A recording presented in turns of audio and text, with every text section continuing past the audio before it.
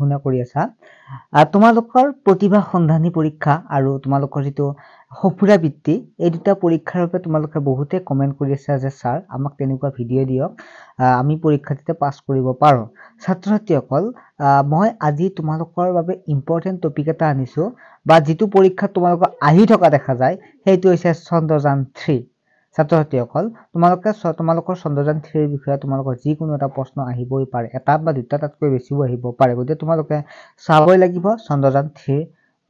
বিষয়ে জানিব লাগিব ছাত্ৰ ছাত্ৰীসকল তোমালোকে যদি ইউটিউবত তোমালোকৰ যেটো চেনেল আছে এইটো এছআৰ এডুকেশ্যন বুলি এই চেনেলটো তোমালোকে সাবস্ক্ৰাইব কৰিবা লাইক কৰিবা কমেন্ট কৰিবা আৰু তোমাৰ বন্ধু বান্ধৱীসকলক শ্বেয়াৰ কৰিবা ছাত্ৰ ছাত্ৰীসকল এইবিলাক বনাই থাকোতে যেটো বহুত সময় লাগে গতিকে তোমালোকে চেনেলটো সাবস্ক্ৰাইব কৰিলে মই আৰু বনাই থাকিবলৈ বা তোমালোকৰ বাবে ভিডিও বনাই থাকিবলৈ মোৰ সুবিধা হ'ব মানে মই উৎসাহিত হ'ম ছাত্ৰছাত্ৰী তেনেহলে তোমালোকে চেনেলটো সাবস্ক্ৰাইব আৰু এইটো WhatsApp নম্বৰ তোমালোকে SMS দিলে তোমালোকক এই PDF বিলাক তোমালোকে পাই যাবা PPT বিলাক তোমাৰ নাম লিখিবা তোমাৰ নাম এড্ৰেছ আৰু তোমাৰ ক্লাছটো লিখিবা ঠিক আছে সেইমতে গ্ৰুপত এড কৰি দিয়া হ'ব এতিয়া আহিছো আমাৰ চন্দ্ৰযান 3 হৈছে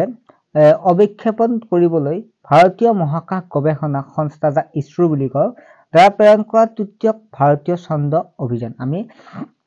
জানো যে চন্দ্ৰযান 1 2 আৰু এতিয়া চন্দ্ৰযান 3 পঠিয়াইছে চন্দ্ৰযান 3 শুক্ৰবাৰে 14 জুলাই 2023 তাৰিখ ভাৰতীয় সময়মতে দুপৰীয়া 2:35 শ্ৰী হৰিকোটৰ সতীশ ধাৱন মহাকাশ কেন্দ্ৰৰ পৰা উৎক্ষেপণ কৰা হয় ঠিক আছে হৰিকোটৰ পৰা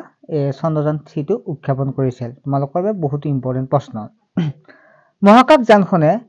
ভাৰতীয় সময়মতে 23 আগষ্ট 2023 তাৰিখে সন্ধিয়া 6 বজাত চন্দ্ৰৰ দক্ষিণ মেৰুত ওচৰত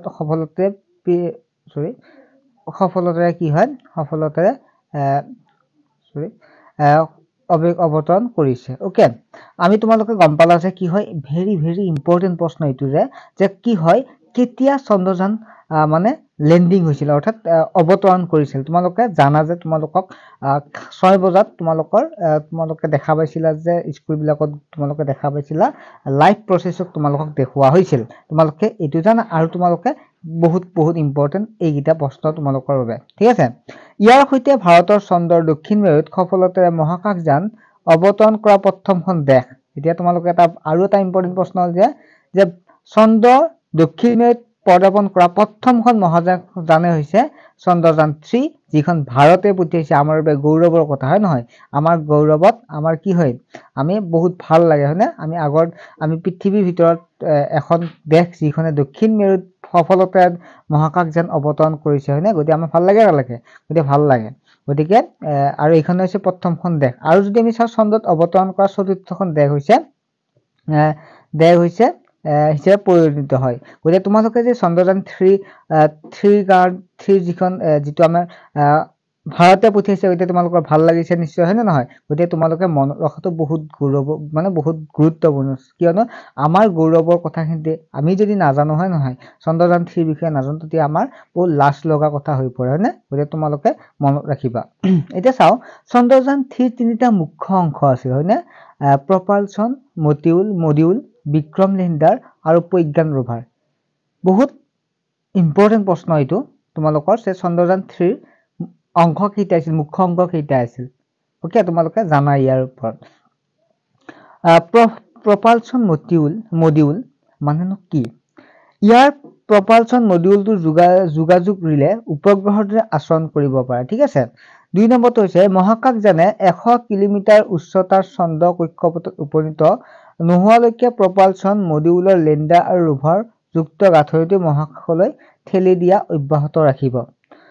তাৰ পিছত নেক্সট 3 নম্বৰ পইণ্টটো চাও যে লেণ্ডাৰৰ বাহিৰৰ প্ৰপালচন মডিউলটোৰ চন্দ্ৰৰ কক্ষপথৰ পৰা পৃথিৱীৰ বৰ্ণালী আৰু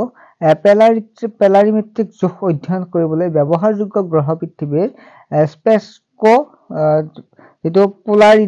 পোলাৰিমেট্ৰি শেপ নামৰ এটা পলত বহন কৰি আছে গতিকে তোমালোকে বুজি পালা তাৰ পিছত নেক্সটটো আমাৰ কি আছে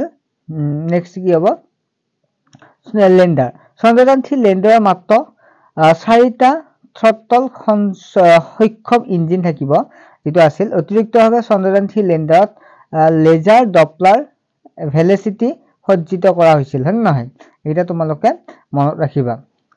তাৰ পিছত ৰভাৰ যেটো ৰভাৰটো হলে প্ৰজ্ঞান হৈছে 6টা চকাৰ হৈতে প্ৰায় 26 কিলোমিটাৰ ওজন এটা ৰভাৰ যেটো যাৰ 50 মিটাৰ ব্যাসাৰ্ধৰ ভিতৰত কাম কৰিবলৈ সক্ষম আছে অৱতৰণ স্থানৰ চাৰিওফালে উপাদানৰ গাঁথনি চিনাক্ত কৰিবলৈ প্ৰজ্ঞান ৰভাৰত আলফা কণা এক্স-ৰে স্পেক্ট্ৰোমিটাৰ আৰু লেজাৰ ইনহেলেট ব্ৰেকডাউন স্পেক্ট্ৰোস্কোপ নামৰ পেলোড আছে ঠিক আছে পেলোড আছে বুজি পাইছা তোমালোকে ইয়ালৈকে নেক্সট হৈছে ভাৰতৰ অন্ধ্ৰপ্ৰদেশ শ্ৰীহৰিকোটত যেটো ভাৰতৰ অন্ধ্ৰপ্ৰদেশ শ্ৰীহৰিকোটত ধাৱন মহাকাশ কেন্দ্ৰৰ পৰা নিৰ্ধাৰিত সময় 14 এপ্ৰিল যেটো 2023 তাৰিখে দিনটোৰ 2:55 মিনিটত কি কৰিছিল উৎক্ষেপণ কৰিছিল আমি এইমাত্ৰ চালো হয়নে তাৰ ইয়াত উল্লেখযোগ্য হৈছে পৃথিৱী আৰু চন্দ্ৰৰ মাজত দূৰত্ব 3,84,400 কিলোমিটাৰ আছিল হয়নে নহয় আৰু লগতে এটা উল্লেখযোগ্য প্ৰশ্ন হৈছে যে এই প্ৰকল্পটোৰ অস্তিত্ব নিশ্চিত কৰিবলৈ ইছৰোৰ প্ৰাক্তন অধ্যক্ষ কে শিৱানে আনুমানিক ব্যয় 615 কোটি 2023 চনৰ যেটো 721 কোটি বা 9 কোটি মাৰ্কিন ডলাৰ সমতুল্য বুলি জানিব পৰা গৈছে অৰ্থাৎ কি হয় 600 কোটি টকা কি হৈছিল এই চন্দ্ৰযান 3 নামত ব্যয় হৈছিল ছাত্ৰ-ছাত্ৰীসকল আশা কৰো তোমালোকে বুজি পালা আৰু যদি তোমালোকে